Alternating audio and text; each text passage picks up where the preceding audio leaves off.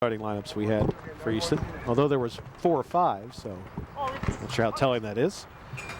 Richie Poole will lead things off here in the 6th inning. For the first time tonight, the Creekers trailing. He jumped out to a 2-0 lead in the 1st inning, and now trail by a run. Poole officially 0 for 0 with a sacrifice and a walk tonight. Brandon Nardella and Joe Buba to follow. Fastball misses low. 2 balls and no strikes to Poole. Pennypacker came in with nobody out in the 5th inning. Induced a line drive double play, issued a walk, and then a strikeout to end the inning. And again, unless we would complete the 6th inning, this game would revert back to the 5th. Swinging a foul tip.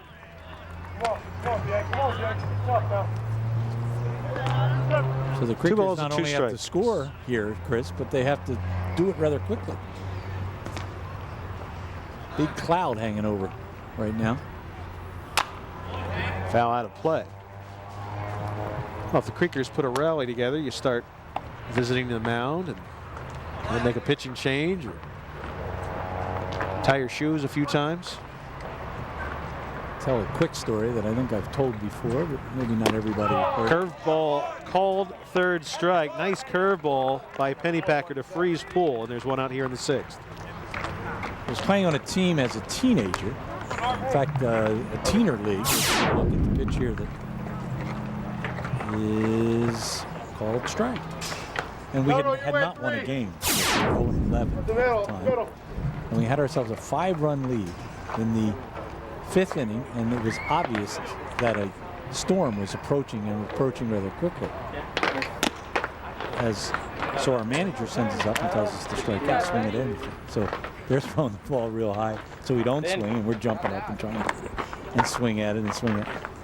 So the umpire watches us do this, and through about 9 pitches, stops the game, awards the game to the opposing team because we made a farce out of it. We didn't win a game all year. See, I had entire seasons where I was swinging at the balls over my head. Swinging a foul back to the screen. Not because of an approaching storm? That's a good excuse now that I think about it. Go back to all my old Little League coaches and say, I saw a storm coming. I guess the end of that story is the manager got fired right after that game for telling us to go up and strike out. You have to, though. It's part of the game. 2-1 pitch. Fouled, and it will be out of play. The dugout is not a played area. Well, we've encouraged people to cheat tonight, and it's bad sportsmanship. Yeah, make sure you have your kids watching our games. So that's why we're on at 9:30. We want little children, future ball players, learning some bad habits. We're not part of Family Hour. Does anybody have a quicker bat in this league than Brandon Nardella? I mean, that pitch was pretty much by the plate, and he fought it off and fouled it off. Count 2-2.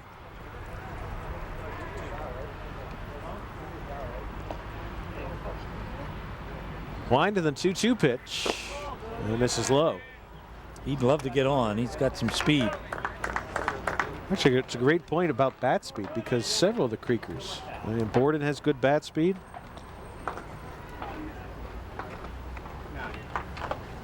Three-two pitch, fouled behind the catcher, but Warga gives it a peek and runs out of room. Can you imagine having been a catcher the last 3 weeks in this heat and humidity? I mean, this is one of the nicer nights of late.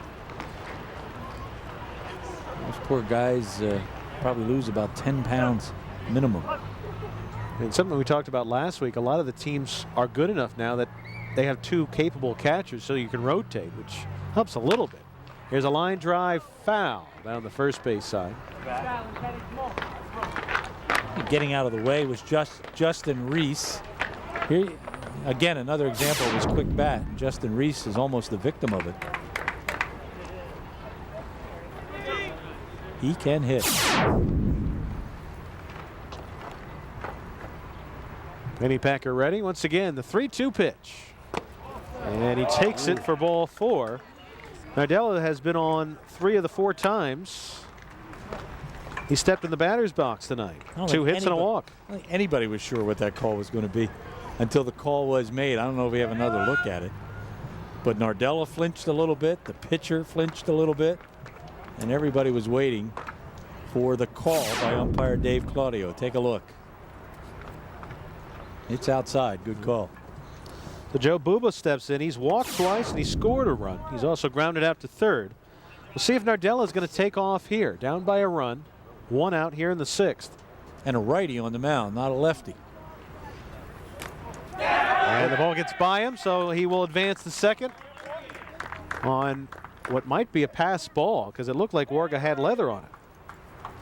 Oh, let our director decide.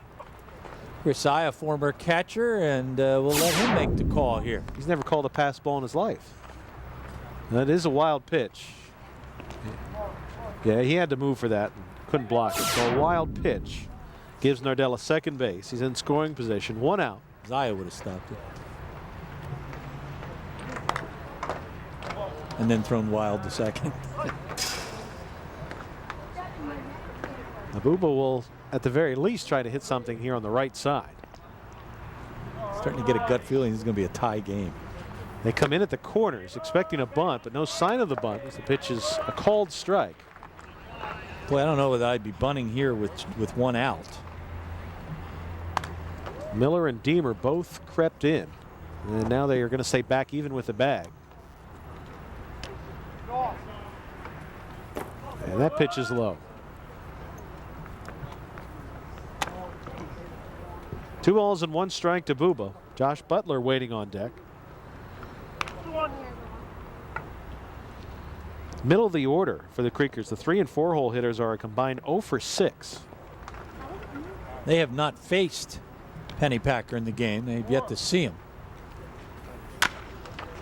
Swing and a fly ball right field side will reach the stands or the seating area, lawn chair area, dog walking area. Bocce ball. Hey, bocce here too? There are a lot of guys in lineup with vowels on the end of their name.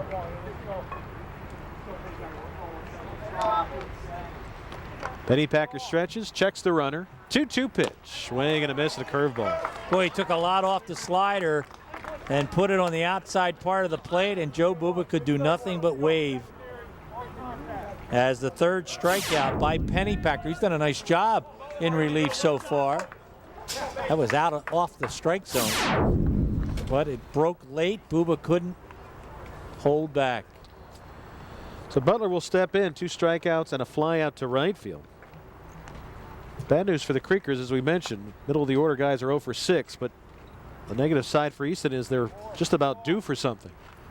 Curveball is popped up. Warga off with a mass, coming over towards the dugout, has room, and he's called off, and the catch made by Howie Deemer, and that will retire the side. Nice play by Deemer, who came in, had a better angle at it to call off Warga and make the final out of the inning. First of all, we'll take a look at the replay before we talk to you about Tom Schwindy. Nice job by the first baseman, Howie Deemer, as he knew all the way he could get to it. He had the best angle. He made the catch. No runs, no hits, 1 left on. The Creekers now have stranded 9 runners on base through the first 6 innings. Tom Schwindy does glove relacing, does absolutely wonderful work. You can visit his website and give him a call, and he'll give you pictures about all the before and after work that he has done. He has the price list, glove care information. He'll give you tips on how to repair the glove, and he will relace the glove so you don't have to go out and buy a new one every year. If you have a young boy or girl with that's growing up and outgrows the glove every year, you can go to Tom Schwindy and he will fix that glove and have it in good shape for you. His number is 610-261-3640. You can email him and get in contact with him that way at Tom Schwindy at schwindysgloverelacing.com.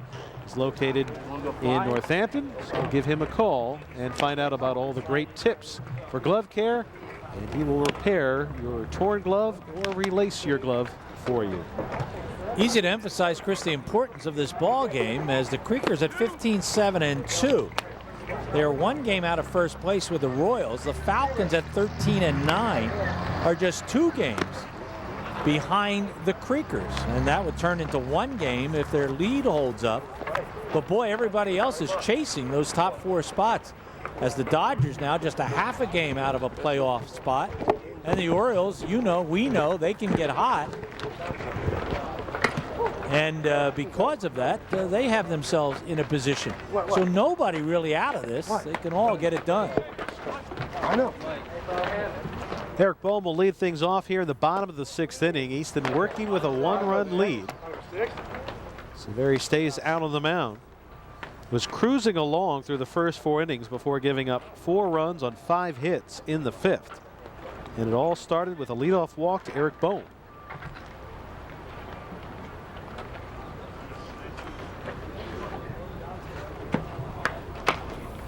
Swing and a miss, good fastball. And again, the Creekers need to get a quick inning here, as it's getting darker and darker. This inning started with Easton having some bullpen action. The pitcher was out there, has just stopped pitching as the curveball misses high for ball 2. And now whoever was throwing is going to come into the dugout for Easton. And we'll see if Pennypacker will stay out there and pitch the 7th. Should we get there? Well, he's earned the right to do that. He's a pitcher of record for the Falcons. That pitch is a strike. Pennypacker came in with a runner on base in the 5th. And even though he's walked 2, he struck out 3. He's not given up a hit nor a run. Breaking ball misses low, and Bohm holds up. The 3 balls and 2 strikes to count to Bohm. They have not checked with the base umpire all night. I thought maybe they might check there. He went, but there was no checking. Fly ball left side, coming in is Torres, and going out is the shortstop Pohl, and he makes the catch.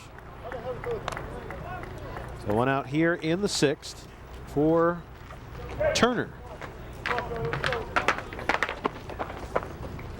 Billy Turner, who was in the original lineup and then was scratched, 298 on the season. Turner with 14 hits, a couple of doubles, a couple of triples. He has 8 RBIs and 6 runs scored.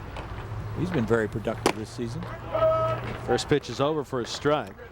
Had a triple in Sunday's game that cleared the bases, knocked in 3 runs. It was part of a 5-run 5th inning. And in that ball game, all 5 runs that Easton got was in the 5th. So back-to-back ball games, their lucky inning has been the 5th inning. They had 5 runs on Sunday to win it. All the runs scored in that ball game, and tonight all 4 runs scored came in the 5th. Chopper to the second baseman under the glove of Buba and into center field. And Turner gets his first hit in his first plate appearance. This one was troublesome right off the bat. It was one of those that just was going to go where no one could get to it. Sometimes you hit the ball real hard for an out, and sometimes you hit the ball like this and right off the end of the bat, nobody can get over there. Even if Buba, I think, would have made that catch, Turner would have beaten it out. Chad Wargan now steps in, runner at first, 1 out. He singled and scored his last time. Not that I'm superstitious, but ever since you said Easton has not had success on RCN, They've turned it around. turned it around. So you might be the player of the game. I threw the gauntlet down. Challenged them. Curveball, called strike 2. No balls and 2 strikes to Warga. Remember, it ain't over till it's over. You're throwing the gauntlet back to the Creekers now? That's it. I've re-gauntlet. Throw over, Turner gets back. Billy does have 3 stolen bases on the season. I have to thank you for the preparation for tonight's ball game. I took a couple of days off, and Chris didn't even flinch. He put all the notes together for tonight. Did a great job.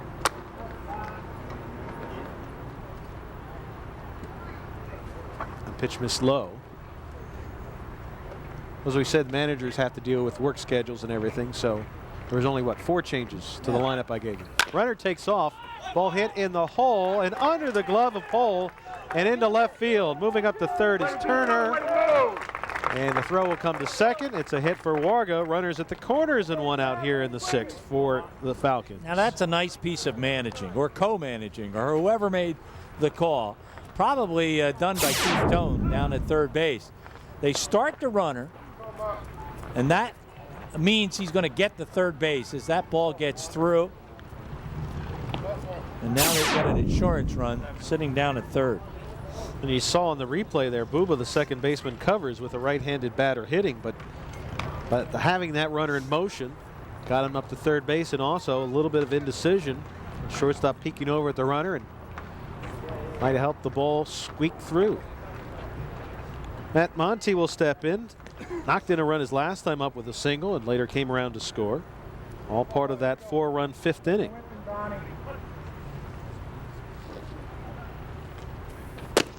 First pitch is over at the knees for strike 1. What's even more surprising that Savary ran into trouble in the 5th was it looked like he had kind of found the zone. We talked about the zone was a little bit in flux early on, and he wasn't happy with some of the calls, but they were consistently getting that low strike over. And it looked like he had kind of found a little niche there of getting that borderline low strike call. Yeah, I guess the big mistake early on was the walk to the leadoff batter. After that, as you mentioned, Chris, he pretty much pitched ahead of the batters, but it didn't matter. 2-1 the count now to Monty. Turner at third has great speed. Warga is a catcher, and I don't know how he runs, so I'll let it at that. 2-1 pitch. Hit to right field, and it's out of play. Do my little duck and weave around the poles to see where the ball is. Here's a look at Warga. And Jesse Borden. Borden might be catching tomorrow night. He's been alternating with Eric Schmidt behind the plate on back-to-back nights. Could see him switch that up, and Schmidt could play first. Curveballs chopped foul. He took a little off through the slider. And protecting the plate, Matt Monty. He had to take a little off his swing early.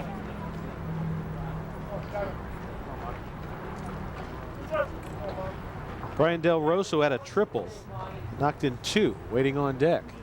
Triple came also in the 5th. 2-2 pitch, inside corner for strike 3. Good call.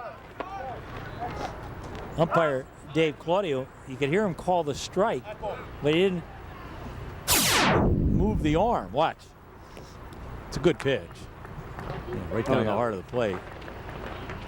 And he's just about ready to ring him up when we left the replay. So 2 outs in the inning. Runner still at the corners. Brian Del Rosso, 1 for 2, tripled, 2 RBIs, run scored. Reached on a hit batsman, thrown out trying to steal home, and lined into a double play. Probably, if you're going to pick the biggest hit of last inning, his double is probably the biggest one. Trying to bait for it. Wow. Booba won't have a play anywhere. It gets the run home. A bunt single with 2 outs scores Turner. And there's the Falcons' insurance run. So give Del Rosso an RBI, 3 RBIs, and we mentioned everything he's done offensively. He's also made some great plays out in center field tonight as well. You gotta look at the replay. The last thing the Creekers were expecting, and that's why it worked so well. If second baseman has to make the play, there'll be no play. Billy Turner scores an insurance run. Ryan Luke, who's had a tough evening. 0 for 3, 3 punch outs. Bats with runners at first and second. 2 outs here in the 6th. And the longer this inning goes on, Martins Creek might not even have a chance to try to bounce back. I'm beginning to agree with you. I don't know whether we could play a complete 7th. 5-3, Falcons lead it. And a pop-up. Shallow right field. The second baseman just onto the grass, and Booba squeezes it for the final out of the inning. But Easton scores another run here in the bottom of the 6th. They do so on 3 hits, no errors, 2 left on base. At the end of 6 full innings, it's 5-3 Easton. Gary Laubach returns for play-by-play if and when we have a 7th inning to play. Forget everything you know about cable and internet providers. RCN has rewritten the rules. We're redefining how you communicate. We've invested millions in our infrastructure to redefine how you watch and interact with your TV, how you connect to the world, how you stay in touch, how you conduct business. We've redefined how we serve you. We've made a customer pledge to put you first. We're a different kind of communications company, a better kind of company. Call today for the best in internet, digital TV, and phone. This is RCN, TV Redefined.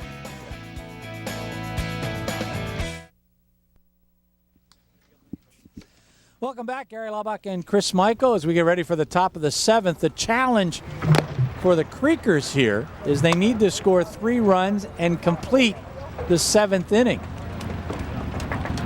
Challenge for the umpire right now is to let the Creekers at least have a shot in the top of the 7th. And that's exactly what they will do. They find themselves down a couple. I guess they don't necessarily need to score 3, but they need to score 2. As there you get a look at Bob Geary right out there in 25th Street. Bob's multi-talented. He was giving directions to people out there who was lost. Directing traffic. Planning community spotlight shows, fixing a vehicle or two between innings. He was probably an old crossing guard. He strikes me as that kind of guy. So taking on the responsibility. It'll be Borden, Schmidt, Leslie. Pretty good sticks coming up for the Creekers. This is a game they had in hand, and then it got out of hand. Down by a 5-3 score. Borden on the day, he is 0 for 3. He's hit the ball hard twice. And it looks at strike 1. Jason Pennypacker has done an outstanding job coming in for Anthony Chivarella as he is working in his 3rd inning now. Well, that ball was hit hard, but it is pulled foul. There's that quick bat again, 0-2 to Borden. It's Pennypacker's 3rd relief appearance of the year. He's looking for his first win, I believe. He did. He's 1-3. Boy, he changed up on Jesse Borden, threw him a slider, and struck him out. His 4th strikeout. Very unusual to see the 3 and 4 hitters in this lineup go hitless tonight, but Pennypacker doing a great job, just like C.J. Saveri was doing for much of the game, changing the velocity, changing the angles, and little curveball that was up. Borden swung and missed at it. Well, the Falcons have not retired this guy all night. Eric Schmidt with a double, a single, 2 RBIs, and a walk.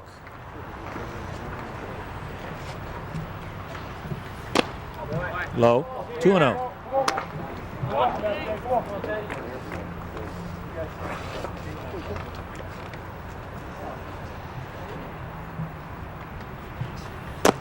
Low and outside, ball 3. Schmidt's now 4 for his last 6 with a walk, 2 runs scored, and 2 RBIs. Oh, he called that a strike. One pitch I would not agree with.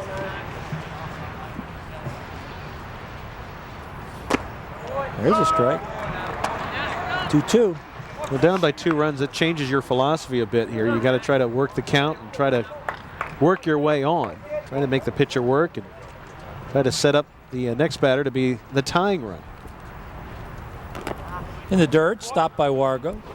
And again, Eric Schmidt has looked at a 3-2, 3-2, 3-0, and now 3-2 count in his 4 at-bats.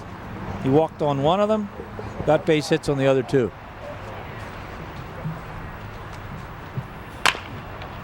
Foul ball. Stays 3-2.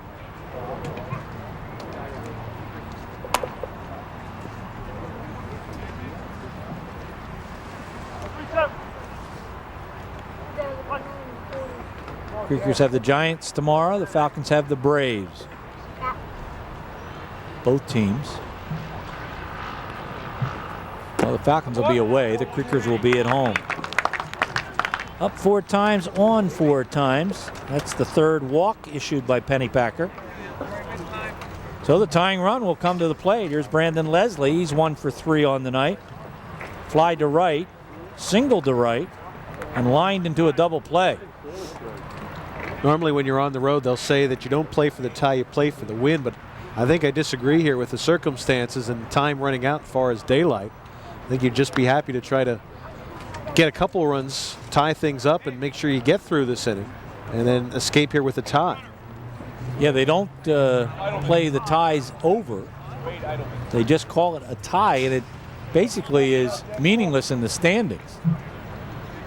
And that way the Creekers would stay just 1 game back of Hellertown for first place. And 2 games ahead of the Falcons. Boy, what a difference that insurance run makes, though, in this situation. Ball 1. Changes your approach, changes everything this inning. Makes everything tougher on the team trailing. Not just they have to get a run, but it takes you a little bit out of your game. You have to try to work, get that runner on base first before you can do anything. The 1-0. Make it 2-0. And it helps the pitcher. The pitcher can just rear back and throw. And if he hits a home run, so what? You still have a run to work with. But now with that runner on base, now you have to be more careful.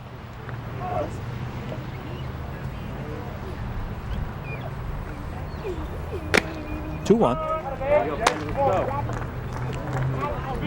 Omar Torres on deck. Omar has his only home run of the season on RCN television.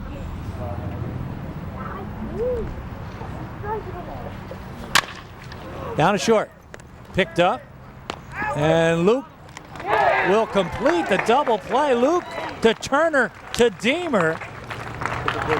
And Chris, it's official as the Falcons win this ball game by a 5-3 score, and they ended in dramatic fashion. Well, we mentioned about halfway through this was a game that was basically promoted as great pitching, but we've seen great defense. Some great plays in the outfield by both teams tonight.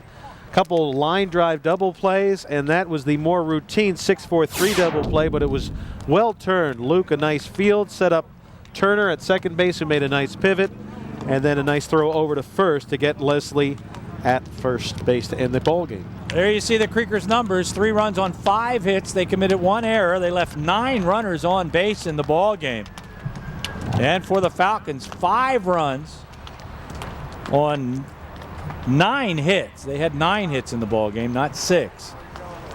They did not commit an error and left 6 runners on base. So Martins Creek goes down to the Falcons.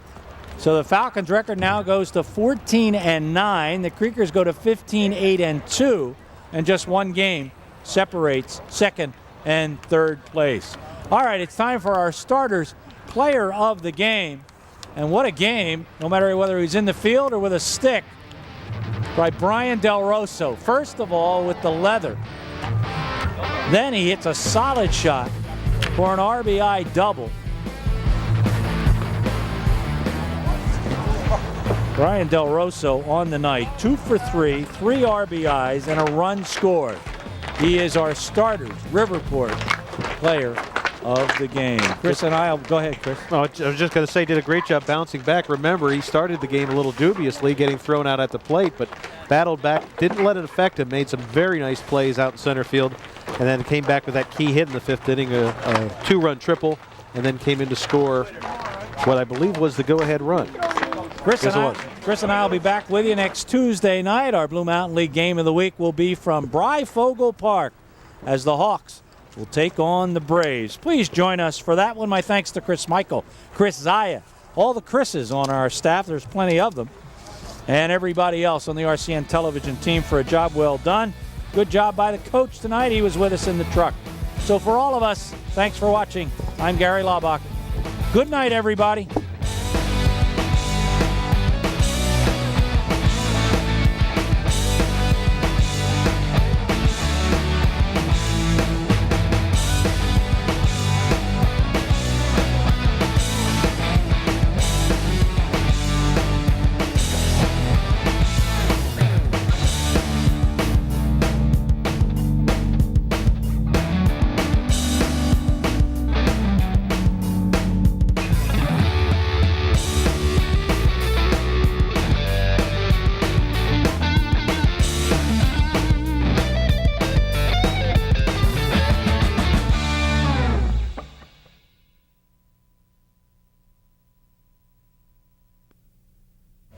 You're watching RCN TV.